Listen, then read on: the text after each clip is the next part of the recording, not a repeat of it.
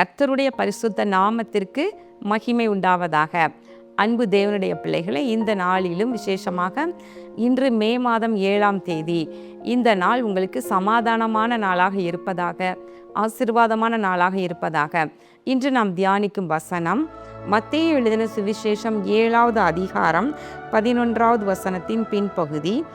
பரலோகத்தில் இருக்கிற உங்கள் பிதா தம்மிடத்தில் வேண்டிக் கொள்ளுகிறவர்களுக்கு நன்மையானவைகளை கொடுப்பது அதிக நிச்சயம் அல்லவா? இங்கு மீட்பராகிய இயேசு கிறிஸ்து விதம் சொல்லுகின்றார், பரலோகத்தில் இருக்கிற உங்கள் பிதா தம்மிடத்தில் வேண்டிக் கொள்ளுபவர்களுக்கு, இந்த இடத்துல நல்லா கவனிங்க, வேண்டிக் கொள்ளுபவர்களுக்கு நன்மையானவைகளை கொடுப்பது அதிக நிச்சயம் அல்லவா என்று சொல்லுகின்றார். பாருங்களேன், இங்கு இதற்கு முந்தின வசனங்கள் பாருங்க. 7வது வசனம், கேளுங்கள் அப்பொழுது உங்களுக்கு கொடுக்கப்படும் என்று சொல்லி, அதே போல கேட்கிறவன் எவனும் பெற்றுக்கொள்ளுகிறான் என்று ஆண்டவர் சொல்லுகின்றார். அப்போது அதுக்கு யார் கேட்டாலும் பெற்றுக்கொள்ளுகிறான், கேளுங்க அப்படின்னு சொல்லி இந்த காரியத்தை ஜெபம் பண்ணணும். கேட்டு பெற்றுக்கொள்ளுங்க, கேளுங்க, பிதாவாகிய தேவனை நோக்கி வேண்டிக் கொள்ளுங்கள் என்பதை குறித்து நமக்கு கற்றுக் கொடுக்கும் பொழுது அதை இந்த இடத்துல அதிகமாக ஸ்ட்ரெஸ் பண்ணி அப்படி சொல்லுகின்றார். அதில் என்னன்னா பாருங்க, உங்களில் எந்த மனுஷன் ஆனாலும் தன்னிடத்தில் அப்பத்தை கேட்கிற தன் மகனுக்கு கல்லை கொடுப்பானா? மீனை கேட்டால் அவனுக்கு பாம்பை கொடுப்பானா? ஆகையால் பொல்லாதவர்களாகிய நீங்கள் உங்கள் பிள்ளைகளுக்கு நல்ல ஈவுகளை கொடுக்க அறிந்திருக்கும் போது. இங்கே எப்படி என்ன நம்ம மனுஷர்களை உவமைப்படுத்தி சொல்கின்றார். ஒருவன் தன் மகன் தன்னிடம் வந்து அப்பத்தை கேட்டால் அவனுக்கு கல்லை சாப்பிட கொடுப்பானா? அதே போல் மீன் கேட்டால் சாப்பிடுவதற்கு மீன் கேட்டால் அவனுக்கு பாம்பை கொடுப்பானா? பொல்லாதவர்களாகிய நீங்களே உங்கள் பிள்ளைகளுக்கு நல்லவைகளை கொடுக்க அறிந்திருக்கிறீங்க. நல்லவைகளை நல்லா யோசிச்சு பாருங்க. எவ்வளவுதான் கொடிய துன்மார்க்கத்தில் இருக்கிறவங்களாக இருந்தால் கூட தன்னுடைய பிள்ளைகள் என்று சொல்லி வரும் பொழுது அப்படியே உருகி போயிடுவாங்க இல்லையா? தன் பிள்ளை என்று வந்தால் அதற்கு மேலே மிஞ்சினது ஒன்றுமே இல்லை. என்னதான் துன்மார்க்கத்தில் பாவத்தில் வாழ்ந்து வருகின்றவர்களாக இருந்தாலும் தன் பிள்ளை என்ன கேட்டாலும் தன் பிள்ளைக்கு பொல்லாதவைகளை செய்யவே மாட்டான், பொல்லாதவைகளை கொடுக்கவே மாட்டான். அப்போ அப்படி பொல்லாதவர்களாகி நீங்கள் கூட உங்கள் பிள்ளைகளுக்கு நல்லதை கொடுக்க அறிஞ்சிருக்கிறீங்க. அப்போது பரமபிதாவாகிய தேவன் தம்மிடத்தில் வேண்டிக் கொள்ளுகிறவர்களுக்கு நன்மையானவைகளை கொடுப்பது அதிக நிச்சயம் அல்லவா என்று சொல்லுகின்றார். பிரியமானவர்களே, வேதத்தில் பழைய ஏற்பாடில் காலேப்பை குறித்து பார்க்கும் பொழுது காலேப் யோசுவா 2 பேரும் விசுவாச வீரர்களாக இருந்தாங்க. அவங்க 2 பேரும் தான் 20 வயதுக்கு மேலே உள்ளவங்க. கானானை சுற்றி பார்த்து விசுவாச வார்த்தைகளை சொன்னாங்க. அதே போல் கர்த்தருக்காக வைராக்கியமாக நின்னாங்க.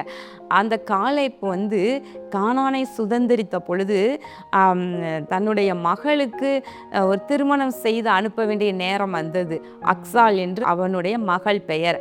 அப்படி திருமணம் செய்து அனுப்பும் பொழுது அவள் கழுதையில் ஏறினவள் திரும்ப இறங்கி கேட்கிறாளாம், அப்பா எனக்கு நீர் நீர்ப்பாய்ச்சலான இடங்களை எனக்கு தரணும், வறட்சியான இடங்களை நீங்கள் கொடுத்துட்டீங்களே, எனக்கு நீர்ப்பாய்ச்சலான இடங்களையும் தாங்க அப்படின்னு சொல்லி கேட்குறான்.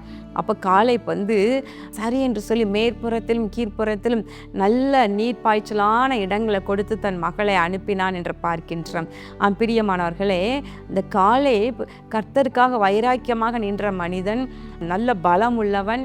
40 வயதில் இருந்த பலன் 80 வயதிலும் இருக்குது என்று சொல்லி யூதேயா மலை தேசத்தில் இருக்கிற இருப்பு ரதங்களை எல்லாம் ஜெயம் எடுத்த அந்த பகுதியில் தன்னுடைய சுதந்திரத்தை பெற்றுக்கொண்ட ஒருவன். ஆனால் பாருங்களேன், அவன் தன் மகளுக்கு நல்ல செழிப்பானவைகளை கொடுக்க மறந்து போனானோ, அப்படி இல்லை என்றால் இது போதும் என்று நினைத்தாரோ என்னவென்று தெரியவில்லை. ஆனால் அக்சால் யோசித்து பார்த்துருப்பா. திருமணம் முடித்து தன்னுடைய கணவரோடு கூட புறப்பட போகிறாள். அவளுக்கு அந்த தகப்பன் இடத்துல எல்லா ஆசீர்வாதம் இருக்குது, நல்ல நிலங்கள் இருக்குது, நீர்ப்பாய்ச்சலான செழிப்பான நிலம் இருக்குது. ஆனால் தனக்கோ வறட்சியான இடத்தை கொடுத்துருக்கிறாரு. கேட்டு பார்ப்போமே அப்படின்னு சொல்லிட்டு ஒரு யோசனை வந்திருக்க வேண்டும். உடனே அவள் இறங்கி தன் தகப்பனிடம் கேட்கிறாள். அப்போ பாருங்களேன், அவன் மாட்டேன் என்று சொல்லாமல் உடனே கொடுத்து அனுப்புகின்றான். ஒரு மனிதனே இப்படி இருக்கும் பொழுது பரமபிதாவாகிய தேவன் தம்மிடத்தில் கேட்டு கொள்பவர்களுக்கு, வேண்டிக் கொள்பவர்களுக்கு நன்மையானவைகளை கொடுப்பார், நன்மையானவைகளை கொடுப்பார். நம்ம வேதத்தில் பார்க்கின்றோம், யாக்கோபு 1:17 விதம் சொல்லுகின்றது, எந்த நன்மையான ஈவும் பூரணமான எந்த வரமும் பரத்திலிருந்து உண்டாகி ஜோதிகளின் பிதாவினிடத்திலிருந்து இறங்கி வருகிறது என்று. அப்போ நன்மைகள் எங்கிருந்து வருதுன்னு நீங்கள் புரிஞ்சிட்டிங்கன்னா அங்கே நோக்கி கேட்க உங்களுக்கு தெரியும். அப்போது இந்த இடத்துல என்ன ஆண்டவராகிய இயேசு என்ன நமக்கு சொல்ல விரும்புகிறார்னா, ஜெபம் பண்ணுங்க, வேண்டிக் கொள்ளுங்க, பிதாவை நோக்கி நீங்கள் வேண்டிக் கொள்ளுங்க, பரலோகத்தில் இருக்கிற பிதாவை நோக்கி வேண்டிக் கொள்ளுங்க. அவர் நன்மையானவைகளை கொடுப்பார், அவர் நமக்கு தீமையானவைகளை கொடுக்கவே மாட்டார். மீனை கேட்டால் பாம்பை கொடுக்க மாட்டான் ஒரு மனுஷன் தன்னுடைய பிள்ளைகளுக்கு. அப்போது தீமைகளை கொடுக்க மாட்டார். இப்போ இதில் இன்னொரு காரியத்தை நம்ம புரிந்து கொள்ள வேண்டும். எப்படின்னா, பிதாவாகிய தேவனிடம் நம்ம வேண்டிக் கொள்ளும் பொழுது அவர் நன்மையானவைகளை கொடுக்கின்றார். சிலவற்றை நம்ம விருப்பப்பட்டு நம்ம வருந்தி கேட்கும் பொழுது சில கிடைக்காம போகுது. அப்போ நம்ம புரிஞ்சுக்கிட்டோம்னா இது நமக்கு நன்மையானது அல்ல என்று சொல்லி அவர் நமக்கு நன்மையானவைகளையே தருகின்றார். கண்களை மூடி ஜெபம் பண்ணுவோமா? எங்கள் அன்புள்ள பரலோக பிதாவே, இதோ இந்த நாளிலே நாங்கள் தியானித்த உம்முடைய வார்த்தையின்படி ஆண்டவரே, தம்மிடத்தில் வேண்டிக் கொள்ளுகிறவர்களுக்கு நன்மையானவைகளை பரலோகத்தில் இருக்கிற உங்கள் பிதா உங்களுக்கு கொடுப்பது அதிக நிச்சயம் அல்லவா என்று ஆண்டவராக இயேசு கிறிஸ்து சொன்னார். ஆண்டவரே, உம்முடைய பிள்ளைகள் உம்மிடத்திலே ஜெபம் பண்ணி ஆண்டவர் வேண்டிக் கொள்ள பழகட்டும், ஜெபிக்க பழகட்டும். நன்மையான எந்த ஈவுகளையும் ஆண்டவர் கொடுக்கிற பரலோகத்தில் இருக்கிற பிதாவை நோக்கி ஜெபிக்க ஒவ்வொருவருக்கும் கிருபை செய்தருளும். நன்மையான ஈவுகளை அருளி செய்து ஆசீர்வதித்தருளும். இரட்சகராகிய இயேசு கிறிஸ்துவின் நாமத்தினாலே இந்த ஜெபத்தை மிகுந்த மனத்தாழ்மையோடு ஏறடிக்கின்றோம் நல்ல பிதாவே, ஆமேன். அன்பு தேவனுடைய பிள்ளைகளே, என்ன காரியம், என்ன நன்மைகள் உங்களுக்கு வேண்டுமோ தேவனிடத்தில் நீங்கள் நல்லா ஜெபிக்க பழகுங்கள். ஜெபிங்க. ஜெபமே பண்ணாமல் ஓடுகின்ற கிறிஸ்தவர்களாக இராதபடிக்கு ஜெபிக்கிற தேவ பிள்ளைகளாக மாறுங்க. நன்மையான ஈவுகள் உங்களை தேடி வந்து கொண்டே இருக்கும். கர்த்தர் உங்களை ஆசீர்வதிப்பாராக. ஆமேன்.